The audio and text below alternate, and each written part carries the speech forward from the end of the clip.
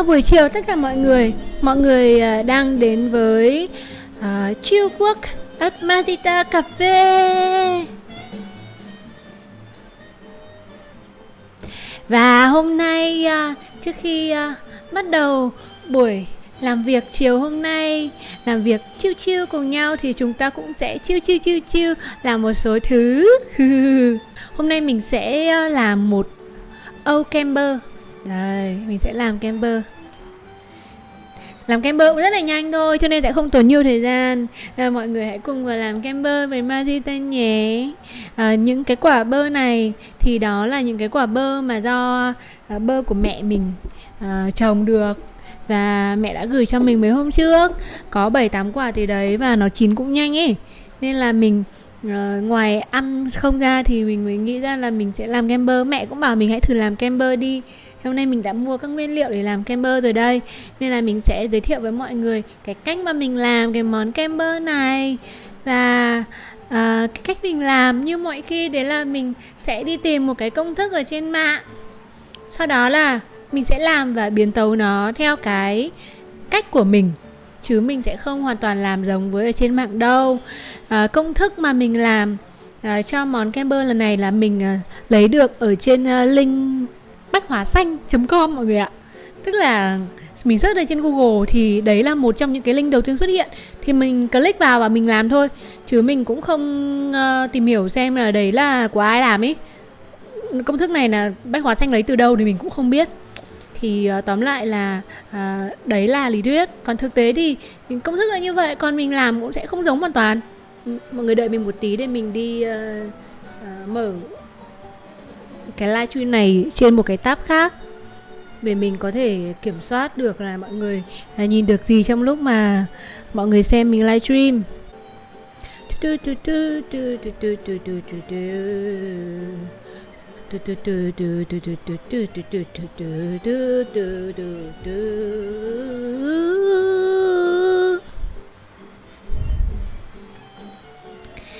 Được rồi, công cuộc chuẩn bị cũng tạm ổn. Ở đây trong cái việc làm camper của mình sẽ có những nguyên liệu như thế này. Mình sẽ có 2 trái bơ chín. Bơ của mẹ cũng chín hơi quá ấy, nên là có một ít bị thâm rồi. Sẽ có sữa tươi. Sữa tươi thì mình chỉ sử dụng khoảng độ nửa túi sữa Đà Lạt Milk này thôi. Thì trong công thức hình như bảo là cần đến 150ml sữa tươi à?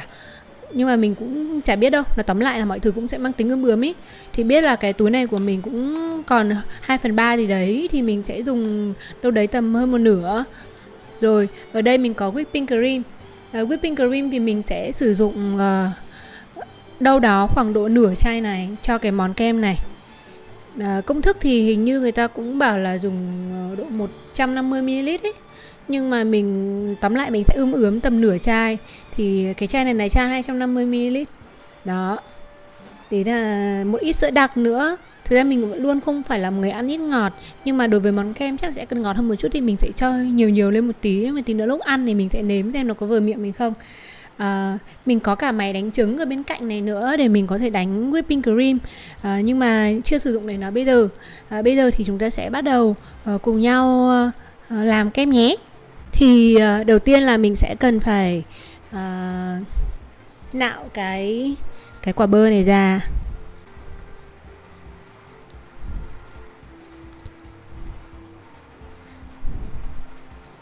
Trong cái công thức ấy thì họ sẽ xay, nhưng mà hiện tại là máy xay nhà mình hỏng rồi. Và hôm trước là mình có thử là bơ chín ý, mình cứ dầm nhuyễn ra thì nó cũng rất là mịn, nên là mình cũng không dùng đến máy xay. Với cả không dùng máy xay thì sướng cái là tí nữa dọn rất là nhàn. Rửa cối xay cứ bị thấy mệt ý.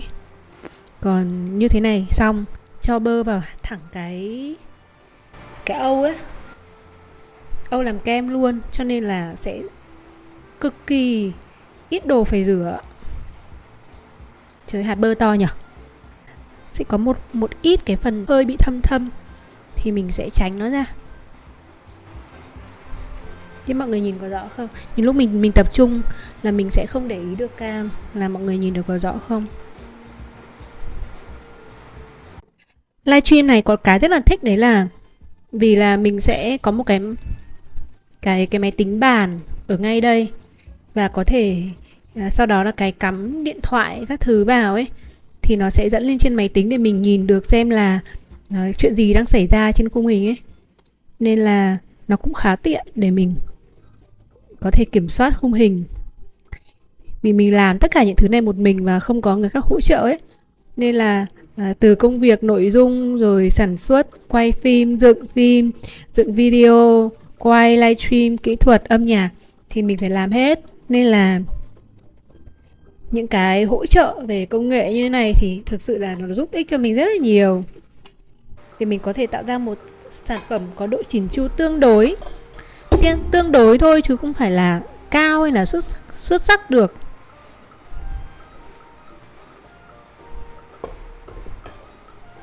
Vì nó phụ thuộc vào cái điều kiện về cả nguồn lực, về cả tiền bạc lẫn con người. Thì hiện tại là mình đang chỉ có ở cỡ này, thì mình sẽ sử dụng tối đa những gì mình đang có ở mức này. Nên là rất là cảm ơn mọi người vì đã đồng hành với Mazita House suốt một quãng thời gian. Mình làm kênh cũng được 7-8 tháng rồi, và chắc chắn là có rất nhiều cái chương trình nó sai sót hay nhiều vấn đề nó đã diễn ra ấy. Nhưng mà vẫn có những người bạn đã ủng hộ mình suốt cái quãng mình làm đó đến giờ. Mình đã nạo hết xong cái phần thịt của quả bơ cho vào Âu rồi, nên bây giờ thì mình sẽ nghiền nó ra.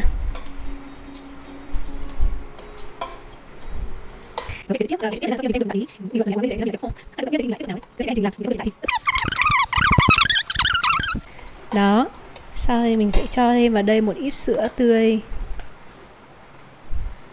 Mình nghĩ là mình sẽ không cho nhiều sữa tươi như công thức đâu. Công thức bảo là cho tận 150.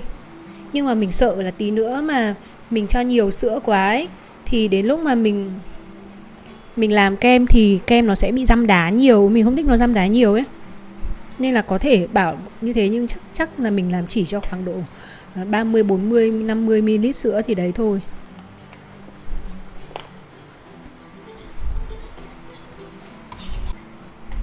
Nói chung là nghiền bằng tay nó vẫn không thể nào mịn được như là người ta xay máy được. Nhưng mà như thế thì lát nữa kem của mình nó sẽ có những cái miếng sần sật kiểu cũng hay ấy. Đó. Rồi bây giờ mình sẽ đi đánh, gọi là gì nhỉ, đánh bông whipping cream. Đây là whipping cream. Chai này là hai chai 250ml, nên là mình sẽ cho vào đây tầm nửa chai.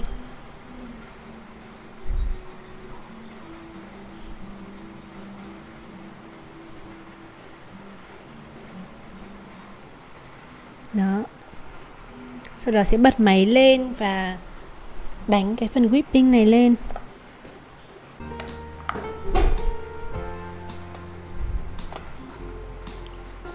Ủa sao đây chưa thể. Đây rồi.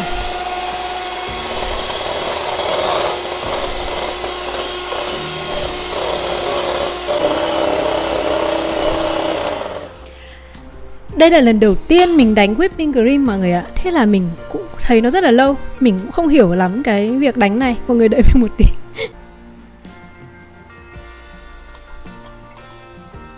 Nó bắn tung tóe ấy. Mình đang phải dùng cái phới này để mình vét nó vào.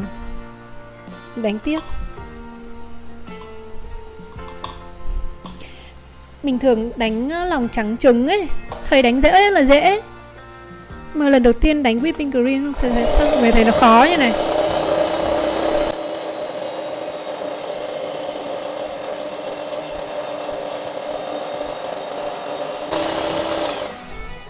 Này chứ, cái cảm giác này thật là kỳ quặc.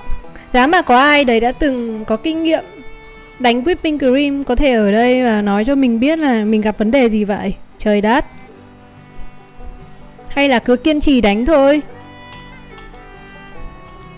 Người ta bảo là đánh nó đến khi là nó đạt độ bông cứng, độ bông có vân ý.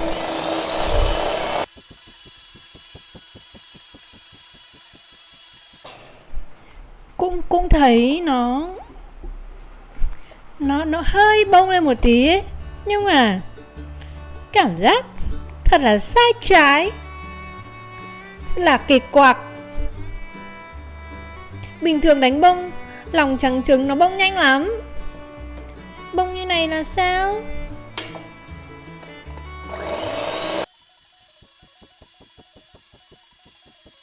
Uầy, đây bây giờ nó bắt đầu bông lên rồi. Bông lên rồi mọi người ạ.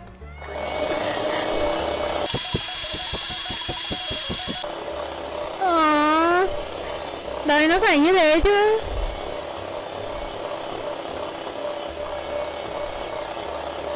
Nãy giờ cứ sợ nó không bông được.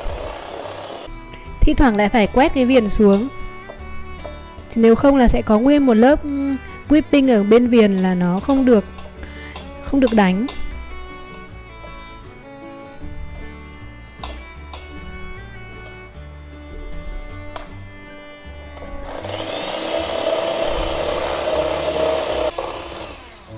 Rồi, như này được rồi đấy mà. Tại vì ở trên mạng bảo là sẽ làm đến khi nó đạt độ đông cứng và có vân. Thì mọi người nhìn thấy không? Đây, mọi người nhìn rõ không?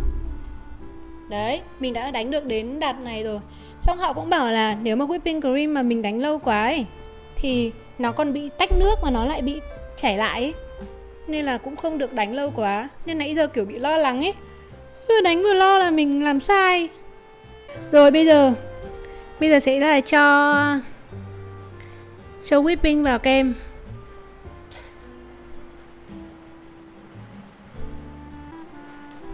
Cảm giác cũng chưa đạt hẳn, cảm giác những cái bên thành thì nó vẫn chưa được hẳn. Nhưng mà thôi, hôm nay cố đến đây thôi. Xong rồi sau hôm nay sẽ đi search xem là rốt cuộc là tôi đã làm sai ở đâu.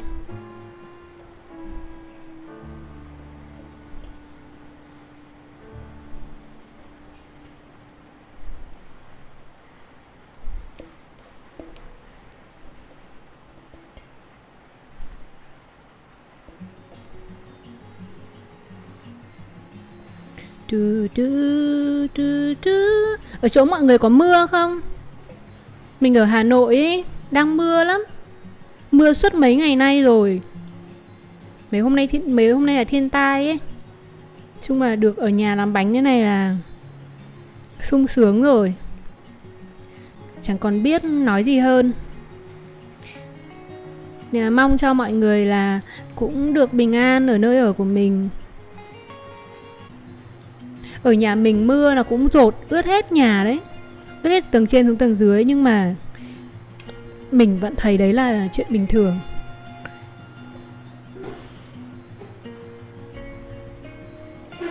Kiểu nhà mình lợt nào mưa nó cũng dột hết ý.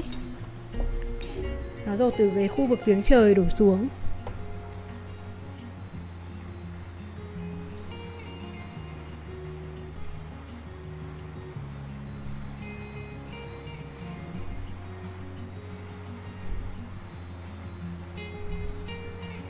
Rồi, đây là sẽ đảo lên, đảo đều lên. À, sẽ thêm sữa đặc nữa, nãy chưa cho sữa đặc. Sẽ cho nhiều sữa đặc hơn bình thường mình hay dùng một tí. Vì kem mà, nên là có thể hơi ngọt một chút.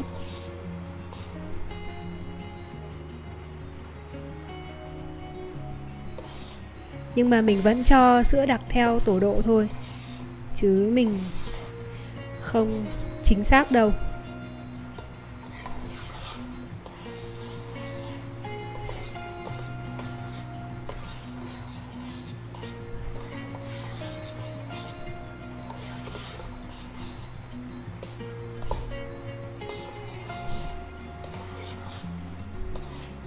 Sau khi mà trộn đều hỗn hợp này lên xong là có thể cho vào tủ lạnh để ngăn mát từ 4 đến 8 tiếng.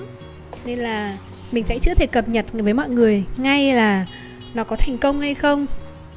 Hôm nay là lần đầu tiên mình làm kem bơ luôn á. Chưa bao giờ làm luôn á. Xong rồi thấy ở trên mạng cách làm dễ nên mình mới thử. Nói chung là tiêu chuẩn để làm mọi thứ của mình đấy là dễ. Phải dễ thì mới làm. Không bao giờ bắt đầu học một cái gì khó cả. Học khó nhanh nản lắm. Cứ từ từ xong rồi học dần dần lên thì còn học được chứ. Một phát mà vào một cái gì để nó khó là...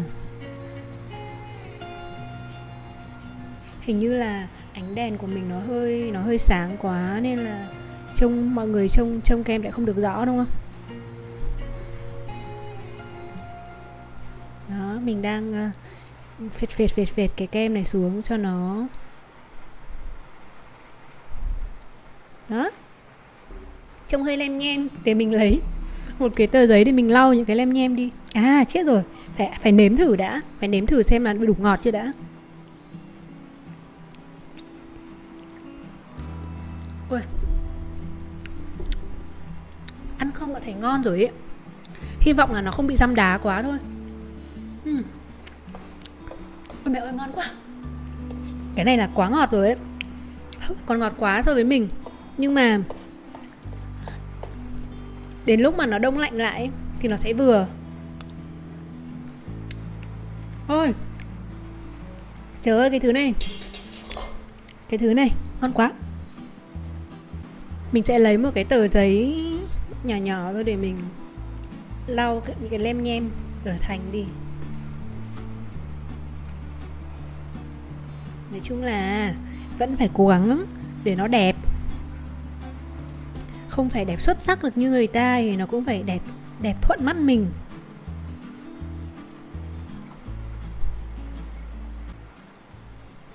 Rồi, đây mọi người nhìn nè. Hiện tại kem bơ đang như này nè. Này lau bớt đi. Chẹp. Đó, đang như này. Bây giờ mình sẽ đóng nắp và cho vào tủ lạnh nhé. Đây là thành phẩm của món kem bơ mà hôm qua chúng ta làm đây. Mình đã cắt miếng nó ra để nó có thể kiểu nhỏ xinh dễ ăn vừa miếng ấy. Lúc đầu là hôm qua vào lúc khoảng độ đêm thì mình có kiểm tra nó thì mình thấy là nó rất là mềm và có thể nạo được bằng thìa. Nhưng mà đến ngày hôm nay khi mà bê nguyên cái hộp kem ra thì lại thấy nó hơi cứng và không thể làm thế được ấy. Nên đành phải dỡ cả hộp kem ra và cắt từng miếng vuông vức. Nhưng mà mình đã ăn thử rồi. Nó chỉ cần được thả ra ngoài một tí cho nó mềm đi thì ăn nó sẽ mềm rất là vừa và rất là ngon. Trời ơi, đây là lần đầu tiên mình làm kem bơ và nó thành công mọi người à. Mình không biết là rất thành công là như thế nào, nhưng mà với mình như này là thành công lắm. Cảm thấy vô cùng tự hào về bản thân vì đã lần đầu tiên làm được một món kem bơ ngon như thế này và nó cũng không bị giăm đá nữa. Nên là mình sẽ bày ra đây và có thể cùng ăn kem. Mình sẽ pha một cốc cà phê nữa để có thể tìm được có thể ăn kem với lại cà phê. Đó.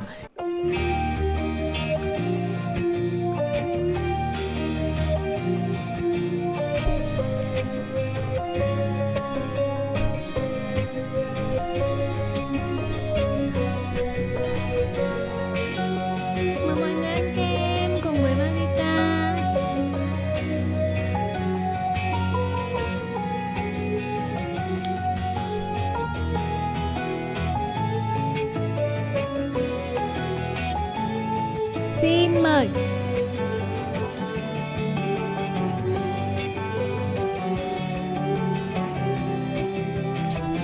Trời ơi, ngon.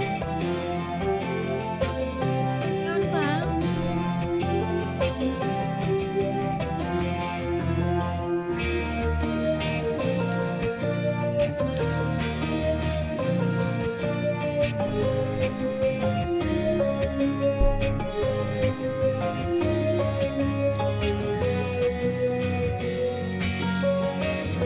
Mình hay tự khen bản thân lắm mọi người ạ. Chuẩn của mình cũng không cao lắm ấy. Nên là bản thân mình làm được như này là mình cảm thấy rất là tự hào.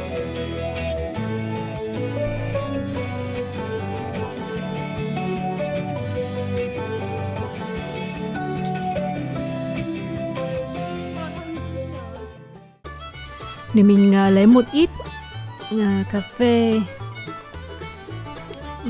để xem nó có hợp không. Thường mà người ta uống cà phê với kem thì người ta cũng không dùng loại kem bơ á, mà người ta sẽ dùng kem khác, ví dụ như là kem vani. Nhưng mà mình sẽ thử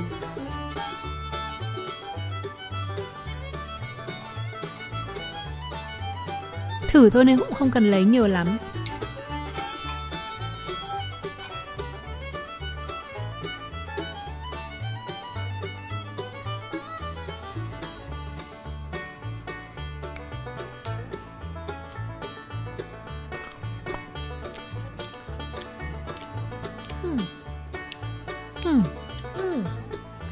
Cũng hay nha. Hay.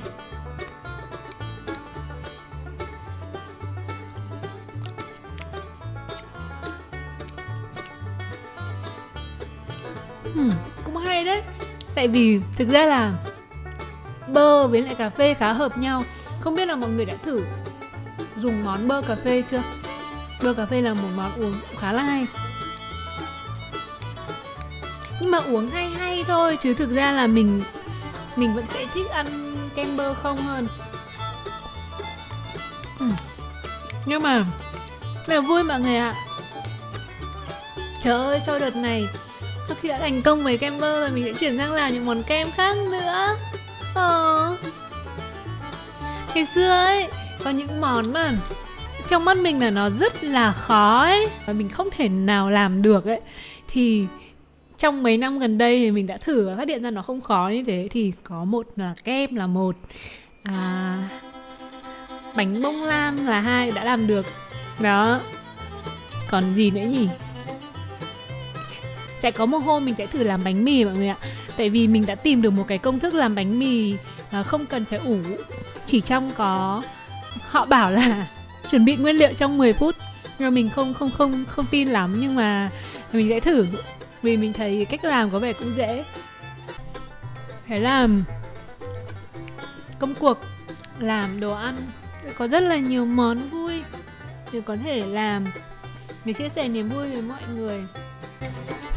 Trời ơi, đã ăn xong đĩa kem rồi, đã thử được với kem bơ với lại cà phê rồi. Bây giờ sẽ tiếp tục pha cà phê đây mọi người ạ.